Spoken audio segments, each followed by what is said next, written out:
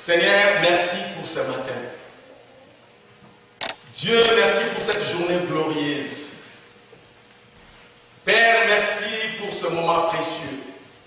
Que tu nous donnes, Seigneur, l'opportunité de parler à ton nom. Je te prie, Père, dans le nom de Jésus, de me revêtir de toi, afin de transmettre ce à quoi tu as pour ce peuple. Seigneur, dans le nom puissant de Jésus, je viens dire tout ce qui n'est pas de toi et tout ce qui ne confesse pas Jésus comme Seigneur et Sauveur. Je les recommande dans les mieux avis dans le nom puissant de Jésus. Seigneur, je te demande de prendre la place qui te revient dans ces réunions de prière, dans cette prédication. Seigneur, lève-toi que nos ennemis dispersent. Dieu, et que ceux qui nous haïssent fuient devant ta face, dans le nom de Jésus. Amen. Amen. Je vous salue tous dans le nom de Jésus. Maman Rosette n'est pas là, mais l'autre maman Rosette est là. Bonjour maman Rosette. Amen. Donc maman Rosette est là. C'est sûr qu'elle est fatiguée, elle a travaillé de nuit. Donc, bonjour frère Willy, soyez les bienvenus. Merci. Merci à tout le monde. Merci maman Louise. Soyez les bienvenus dans notre église. Et Dieu a un plan merveilleux pour toi et pour ta vie. Donc nous continuons à parler sur la guérison biblique. Amen. Nous parlons pour la guérison biblique. Depuis le début de l'été, nous avons commencé cette série de messages dont le thème principal, le pouvoir qui rend possible. Amen. Le pouvoir qui rend possible. Dieu nous a donné le pouvoir.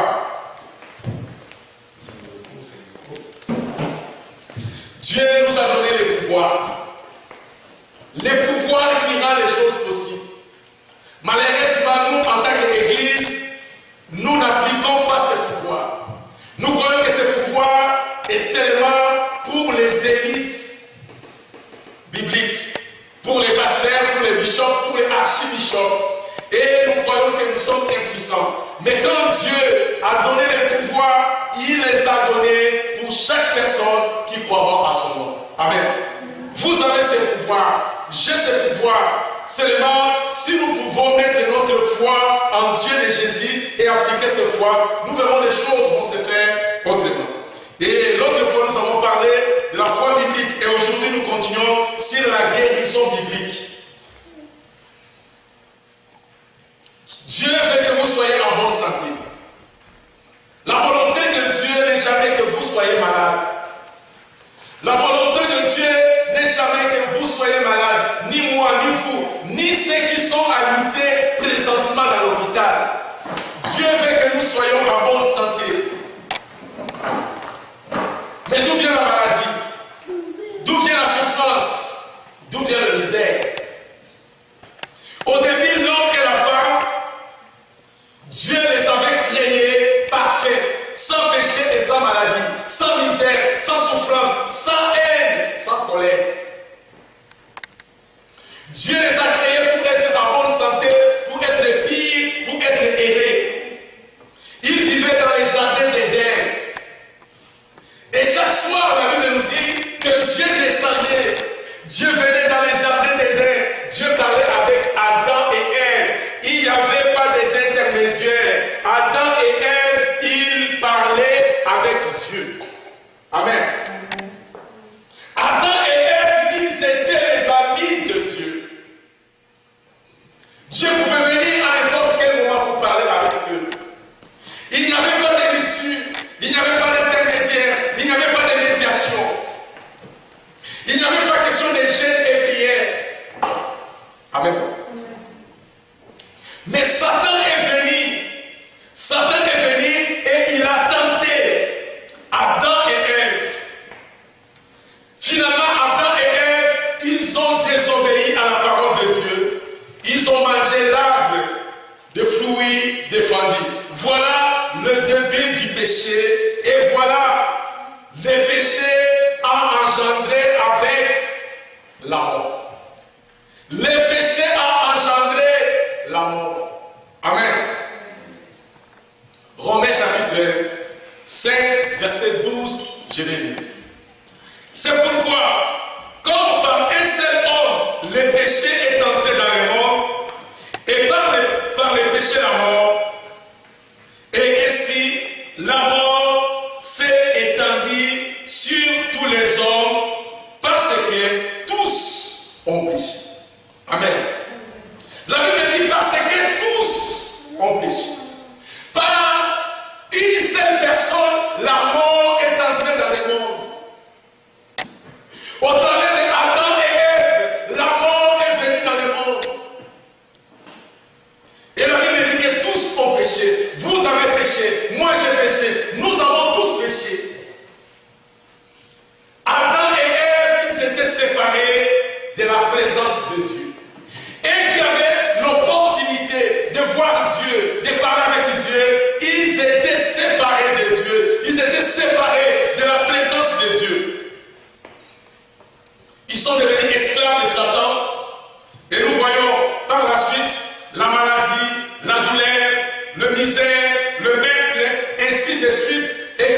la défaite fait partie de la vie d'un être humain.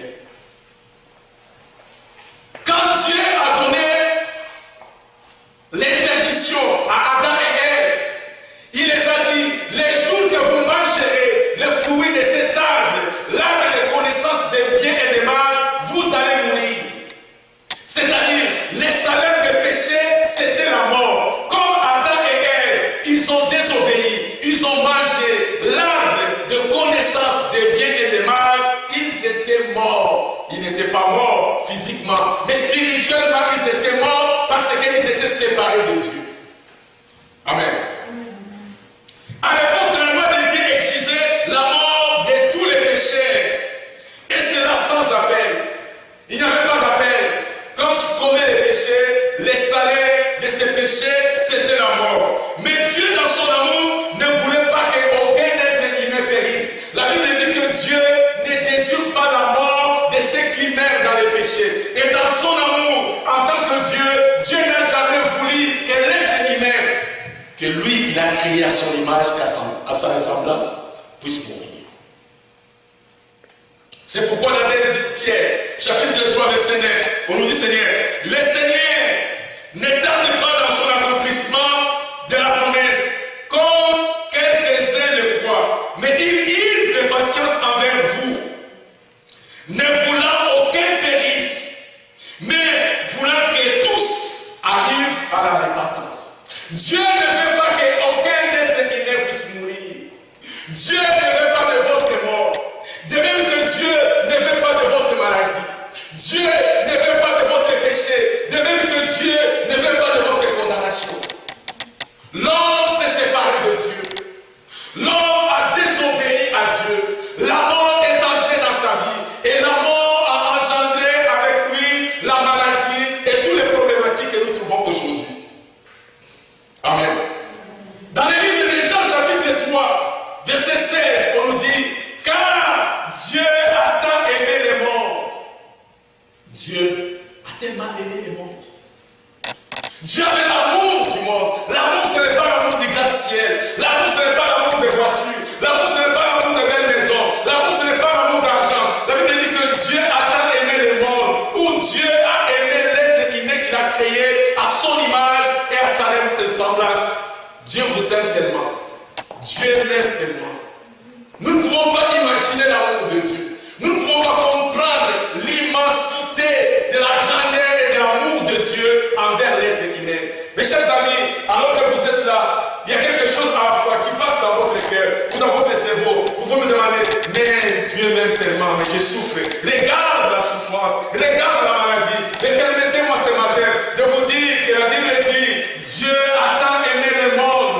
Alors tellement qu'il a aimé le monde, il a envoyé son Fils unique, Jésus-Christ, afin que quiconque qui croit en lui ne périsse point, mais qui ait la vie. Amen. Comme Dieu a tant aimé le monde, Dieu a mis Jésus à notre niveau. De vivre sur la terre comme un être humain. Dieu a pris Jésus qui était plus haut que nous. Jésus-Christ qui était à la place de Dieu. Dieu l'a amené sur cette terre et il a mis Jésus au niveau d'un être humain. Dieu a placé Jésus-Christ de vivre sur cette terre comme un être humain. De vivre ce que vous vivez, mais sans commettre les péchés. Amen. Jésus est venu sur cette terre. Il a vécu comme vous et moi, mais sans commettre les péchés. Notre châtiment a été versé sur Jésus. Dieu a pris les châtiments que vous devrez subir aujourd'hui. Dieu a pris les péchés qui vous condamnent aujourd'hui. Dieu a pris la maladie que vous transportez dans votre corps maintenant. Dieu l'a pris et Dieu a mis tout sur le corps de Jésus. Amen.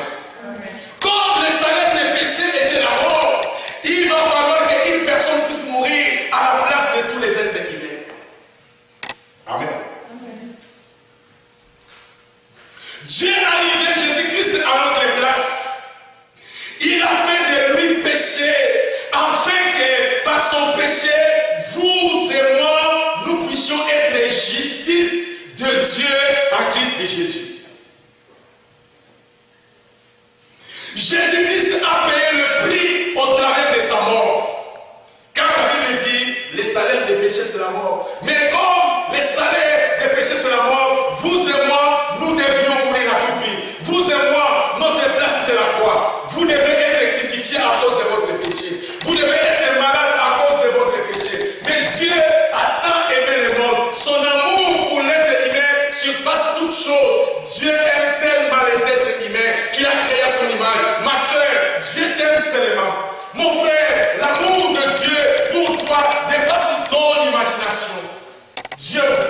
Dieu m'aime. Dieu a pris bien regardé dans son amour. Qu'est-ce que je peux faire pour sauver l'homme que j'ai créé à mon image? Il dit Jésus, tu dois descendre, tu vas prendre les places, tu vas vivre avec eux, tu ne commettras pas l'iniquité. Et les châtiments, les problématiques vont retomber sur toi. C'est ainsi que je peux délivrer mon peuple.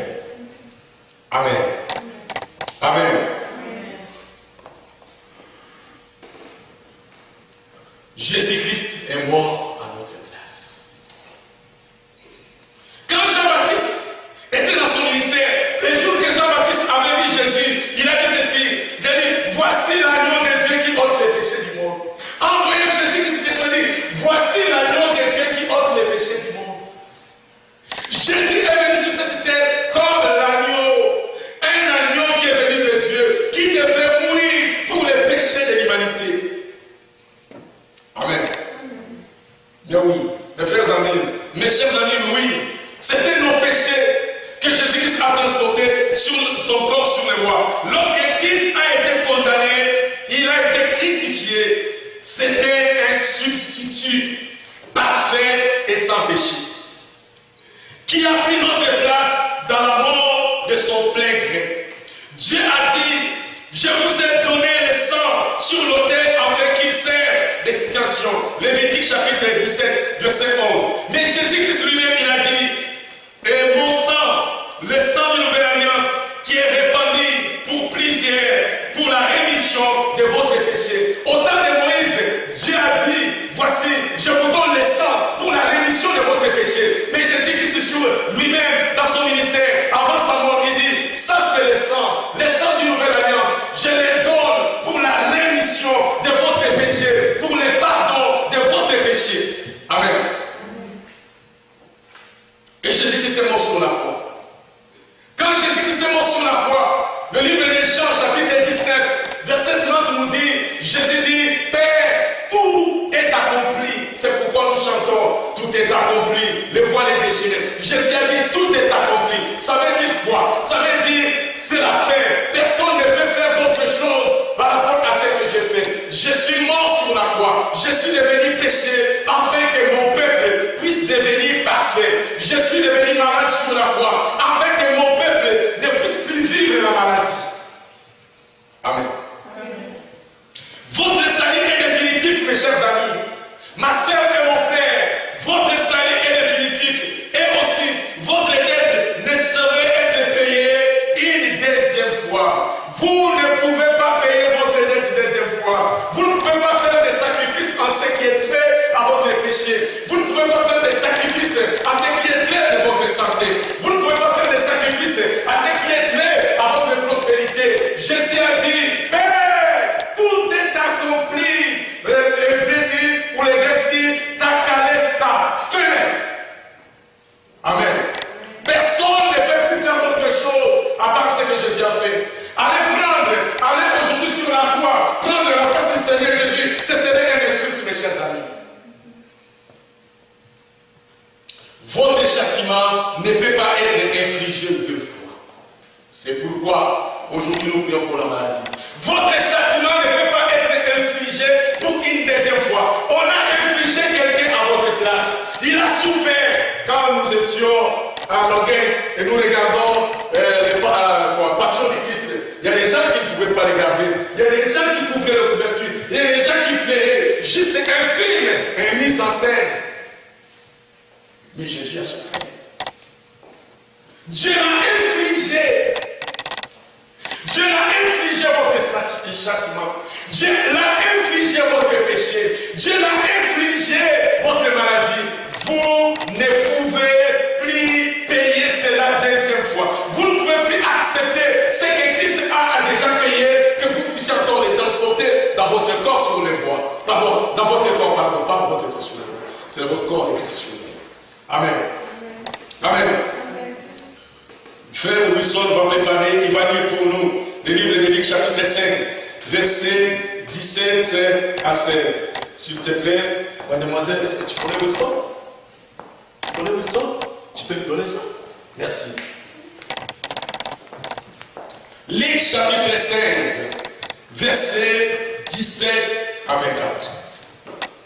Un jour, Jésus Jésus est en train d'enseigner, les pharisiens et les maîtres de la loi étaient présents. Ils étaient venus de tout village de Galilée et de Judée, ainsi que de Jérusalem. La puissance du Seigneur était avec Jésus et lui faisait guérir des malades. Amen. Jusqu'au verset 24. Verset 18. Des gens arrivèrent portant une civière, un homme paralysé. Ils cherchaient à le faire entrer dans la maison et à le déposer devant Jésus. Mais ils ne savaient pas où l'introduire à cause de la foule. Ils le montèrent alors jusqu'au toit, firent une nouvelle ouverture parmi les tuiles et le descendit la civière au milieu de l'assemblée devant Jésus. Quand Jésus vit leur foi, il dit aux malades, « Mon ami, tes péchés te sont pardonnés. » Les maîtres de la loi et les pharisiens se mirent à penser, « Qu'est-ce que cet homme fait-il ainsi à Dieu? Qui peut pardonner les péchés? Dieu seul le peut. » Jésus devina leurs pensées et leur dit, « Pourquoi avez-vous fait de telles pensées? Est-ce qu'il est plus facile de dire, tes péchés te sont pardonnés, ou de dire, enlève-toi et marche? Mais je veux que vous le sachiez. Le Fils de l'homme a le pouvoir sur la terre de pardonner les péchés. » Alors il adressa ces mots au paralysé. « Je te le dis, lève-toi, prends ta civière et rentre chez toi. » Amen. Amen. Est-ce que vous êtes là? Amen. Amen. Regardez ce scénario. Un monsieur qui était paralytique. Il était alité chez lui. Le monsieur était malade. Je pense que dans sa tête, il pensait à une autre chose, que je vais mourir. Pour lui, c'était la fin. Il pensait qu'à la mort. Mais il y a des gens qui sont tout autour de lui. Il y a des gens qui voient les choses autrement. Je vous déclare, je vous demande